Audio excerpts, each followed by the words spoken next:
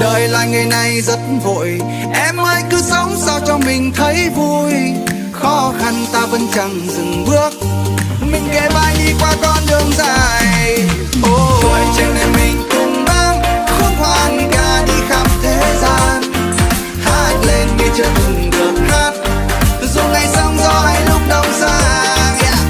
Đời là ngày này ngắn lắm, cứ quên đi hết những lắng lo, đến bên nhau mang nụ cười tươi và cùng gieo niềm vui khắp thế gian. Đời là ngày này rất vội, em ơi cứ sống sao cho mình thấy vui. Khó khăn ta vẫn chẳng dừng bước, mình kề vai đi qua con đường dài.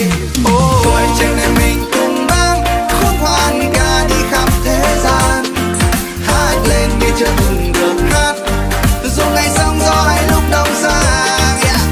Đời là ngày này ngắn lắm, cứ quên đi hết những lắng lo, đến bên nhau mang nụ cười tươi và cùng gieo niềm vui khắp thế gian.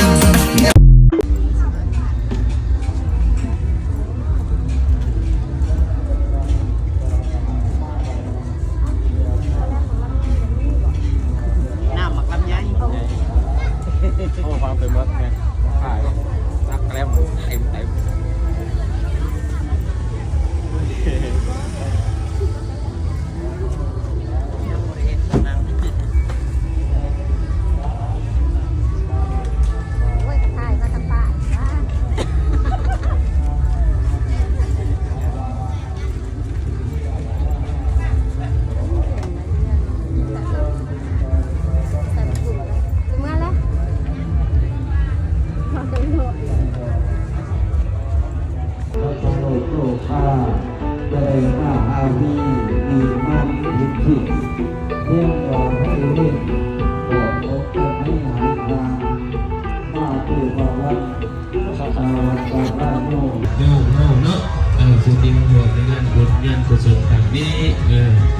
ปีนึงก็มีเทื่อเดียวเนาะใส่ทางศรัทธาเอาปัญญาโยมเนาะขอโมทนาอวยพรนำกัน